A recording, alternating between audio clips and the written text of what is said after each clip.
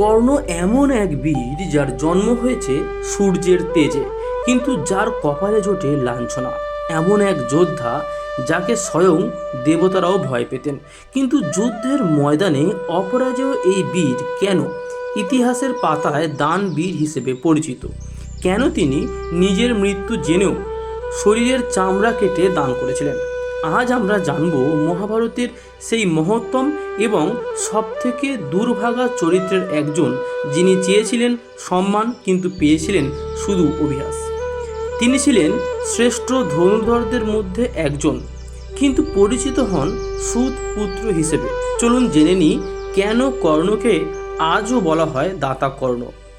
কুন্তী যখন যুবতী ছিলেন তখন তিনি দুর্বাসা ঋষি এর কাছ থেকে একটি বর পান। সেই বর অনুযায়ী কুন্তী যে কোনো দেবতাকে আহ্বান করলে তিনি সন্তানের জন্ম দিতে পারবেন। কৌতূহলবশত কুন্তী একদিন সূর্যদেবকে আহ্বান করেন। তখন সূর্যদেব তার সামনে উপস্থিত হন এবং কুন্তীর গর্ভে এক পুত্রের জন্ম হয়। সেই পুত্রই কর্ণ। জন্মের সময় তার শরীরে ছিল কবচ, যেটাকে বর্ম বলা হয়, কুণ্ডল বা কানের দুল। এই দুটি তাকে অজেয় করে তুলেছিল সবসময়। কিন্তু তখন কুন্তীর বিয়ে হয়নি, তাই সমাজের ভয়ে, লোক লজ্জার ভয়ে তিনি নবজাতক কর্ণকে একটি পাত্রে রেখে নদীতে ভাসিয়ে দেন। সেখান থেকে শুরু হয় কর্ণের বিবর্ণময় জীবন। এক সারথি অধিরথ তাকে উদ্ধার করেন এবং রাজপুত্রের রক্ত শরীরে নিয়েও কর্ণ কিন্তু বড় হন সুত পুত্রের পরিচয়ে। কর্ণের পালিত মায়ের নাম ছিল রাধা, তাই তাকে রাধেহ বলা হতো। কর্ণের পালিত বাবা অধিরথ হস্তিনাপুরের রাজ্যের রাজ পরিবারের সেবায় নিযুক্ত ছিলেন এবং বিশেষভাবে ধৃতরাষ্ট্রের সেবায় নিযুক্ত ছিলেন। কর্ণের প্রতিভা ছিল সূর্যের মতো উজ্জ্বল, কিন্তু সেই সময় সমাজ তার প্রতিভাকে সম্মান দেওয়ার বদলে রথ চালকের ছেলে বলে তাকে বারবার অপমান করেছে। গুরু দ্রোণাচার্য তাকে শিষ্য হিসেবে কিন্তু গ্রহণ করেননি। এমনকি যখন রাজকীয় অস্ত্র প্রতিযোগিতায় তিনি অর্জুনকে চ্যালেঞ্জ করেছিলেন, তখন কৃপাচার্য তাকে তার বংশ পরিচয় নিয়ে উপহাস করেছিলেন। ঠিক সেই মুহূর্তে কর্ণের পাশে দাঁড়িয়েছিলেন দুর্যোধন। তিনি কর্ণকে অঙ্গরাজ্যের রাজা বানিয়ে দেন, আর সেই কৃতজ্ঞতার ঋণে কর্ণ সারা জীবন অধর্মের পক্ষ থেকেও তিনি নিজের ধর্ম এবং দানশীলতা বিসর্জন দেননি। কর্ণের দানশীলতা নিয়ে একবার স্বয়ং শ্রীকৃষ্ণ এবং অর্জুনের মধ্যে তর্ক বাঁধে। অর্জুন ভাবতেন তিনিও তো দান করেন, তাহলে কর্ণকে কেন শ্রেষ্ঠ বলা হয়? কৃষ্ণ তখন এক মায়া খেলা খেললেন। তিনি দুটি সোনার পাহাড় তৈরি করলেন এবং অর্জুনকে বললেন এটি গ্রামবাসীদের মধ্যে বিলিয়ে দিতে। অর্জুন সারা দিন ধরে তিল তিল করে সোনা কাটছিলেন আর বিতরণ করছিলেন, কিন্তু পাহাড় শেষ হচ্ছিল না। এরপর কর্ণ কৃষ্ণকে ডাকলেন এবং কর্ণ আসার পর তাকে একই কথা বললেন। কর্ণ তখন কোনো বিচার না করে পাহাড়ের দিকে ইশারা করে গ্রামবাসীদের বললেন, এই পুরো পাহাড় আপনাদের, আপনারা ভাগ করে নিন। এই হলো কর্ণ। তিনি দানে কোনোদিন হিসেব রাখেননি। তার কাছে পাত্রের যোগ্যতা নয়, নিজের ত্যাগের মানসিকতা ছিল বড়। কুরুক্ষেত্রের যুদ্ধ আসন্ন।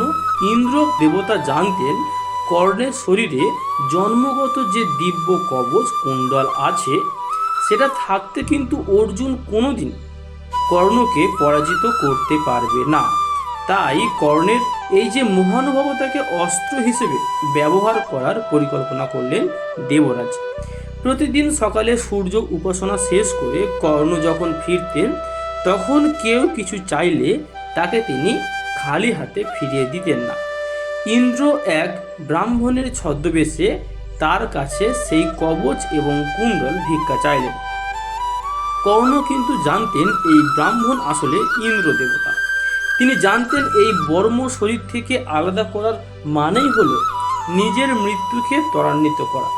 তবুও এক মুহূর্ত দ্বিধা না করে নিজের যে ধারালো অস্ত্র দিয়ে রক্তে ভেজা নিজের গায়ের চামড়া কেটে সেই দিব্য কবচ ইন্দ্রের হাতে তুলে দিলেন।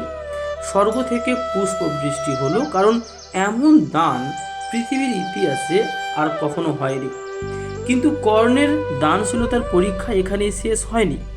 যুদ্ধের ময়দানে যখন রথের চাকা মাটিতে বসে গেছে, পরশুরামের অভিশাপে কর্ণ তার ব্রহ্মাস্ত্রের মন্ত্র ভুলে গেছেন, ঠিক সেই মুহূর্তে অর্জুনের তীরের আঘাতে তিনি ধরাশায়ী হলেন। মুমূর্ষু অবস্থায় কর্ণ পড়ে আছেন, তখন শ্রীকৃষ্ণ আবারও এক ব্রাহ্মণের বেশে তার সামনে এলেন। তিনি চাইলেন কর্ণের আজীবন জমানো সমস্ত পুণ্যফল, কারণ কর্ণের পুণ্যের প্রভাবে যমরাজও তাকে স্পর্শ করতে পারছিলেন না। কর্ণ দেখলেন তার কাছে তো আর কিছুই নেই, কিন্তু তিনি লক্ষ্য করলেন তার একটি দাঁত সোনার। পাথর দিয়ে নিজের দাঁত ভেঙে সেই রক্তমাখা সোনা তিনি ব্রাহ্মণের চরণে উৎসর্গ করলেন। কৃষ্ণ তখন নিজের রূপ ধারণ করে বললেন, কর্ণ, এই পৃথিবী ধ্বংস হয়ে গেলেও তোমার দানবীর কিন্তু নাম মুছে যাবে না। কর্ণ কোনো দেবতা ছিলেন না, তিনি ছিলেন একজন রক্ত মাংসের মানুষ। তার জীবনে ভুল ছিল, তিনি অধর্মের ছায়া দিয়ে ঘেরা দুর্যোধনের বন্ধু ছিলেন, কারণটা আপনারা জানেন। কিন্তু তার বীরত্ব আর দানশীলতা এতটাই বিশাল ছিল যে স্বয়ং শ্রীকৃষ্ণ স্বীকার করেছিলেন দানবীর হিসেবে কর্ণের সমকক্ষ কেউ নেই।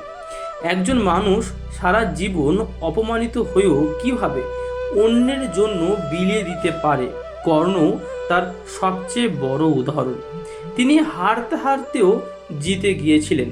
তাই আজও যখন ত্যাগের কথা আসে, যখন দানের কথা আসে, তখন সবার আগে একটাই নাম মনে পড়ে, দাতা কর্ণ। আপনার কি মনে হয় অর্জুন কি আসলে কর্ণের থেকে বড় বীর ছিলেন, নাকি কর্ণের সাথে বারবার অন্যায় করা হয়েছে? কমেন্টে এটা নিয়ে আপনার মতামত জানাবেন। ভিডিওটি যদি ভালো লাগে তাহলে লাইক করবেন। আমাদের যে চ্যানেলটি আছে একবার ঘুরে আসুন, সাবস্ক্রাইব করুন। দেখা হবে।